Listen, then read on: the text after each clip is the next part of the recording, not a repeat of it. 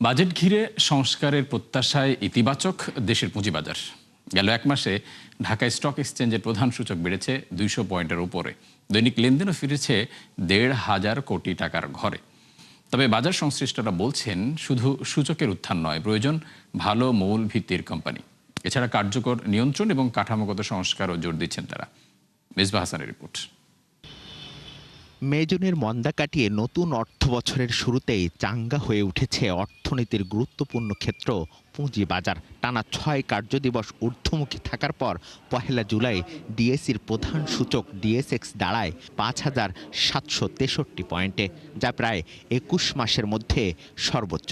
এর আগে 2024 সালের 24শে সেপ্টেম্বর সূচক ছিল 5,778 পয়েন্ট। অবশ্য সবশেষ কার্যদিবসে কিছুটা কমে 5,744-এ এলেও এক মাসের ব্যবধানে বেড়েছে প্রায় 200 পয়েন্ট।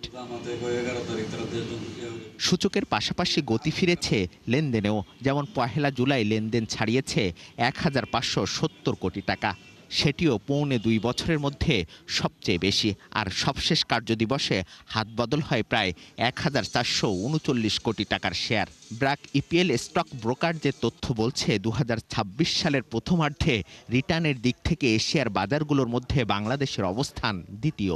প্রথম যখন বাজেটটা ফেস করলো তখন অনেকটা হতাশ হলাম যে nothing is new there, but at the end যখন ঘোষণা করা হলো ইন্ডিভিজুয়াল লেভেলে 15% ট্যাক্স যেটা কেটে নেওয়া হবে বা হবে ফাইনাল ট্যাক্স, এটা প্রয়োজন ছিল এবং যথেষ্ট এই ক্ষেত্রে অ্যাটেনশনটা দেওয়া হয়েছে। নতুন অর্থ বছরের বাজেটে পুঁজিবান্ধব কিছু নীতিগত উদ্যোগ ইতিবাচক প্রভাব ফেলেছে বলে মনে করছেন বাজার সংশ্লিষ্টরা। তবে চড়া মূল্যস্ফীতি, ব্যাংক ঋণের সুদহার এবং তারল্য সংকট পুরোপুরি কাটেনি এখনো। তাই কোনো ধরনের হস্তক্ষেপ না করে বাজারকে স্বাভাবিক গতিতে চলতে দেওয়ার পরামর্শ দিচ্ছেন বিশেষজ্ঞরা। যমুনা ব্রিজ, পদ্মা ব্রিজ, এগুলো ভ্যালুয়েশনের মাধ্যমে বন্ড মার্কেটে বন্ড ইস্যু করতে পারে এবং সুকুক ইস্যু করতে পারে। হাজার হাজার কোটি টাকা সরকার পেয়ে যাবে। প্রজেক্ট ফাইন্যান্সিং, নতুন প্রজেক্ট হাতে নেওয়ার জন্য অর্থের কোনো অভাব হওয়ার কথা না।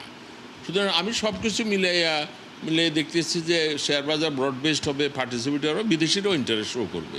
দে will make it functional, they will make the capital market of Bangladesh participatory, they will make it transparent. তো এবং এটাকে লং টার্ম পুঁজির জন্য হাব হিসাবে ব্যবহার করা হবে। শক্তিশালী পুঁজিবাজারের জন্য কর্পোরেট অর্থায়ন সহজ ও দীর্ঘমেয়াদী বিনিয়োগের সংস্কৃতি গড়ে তোলার তাগিদ বিশেষজ্ঞদের। মিসবাহ হাসান, 71, ঢাকা।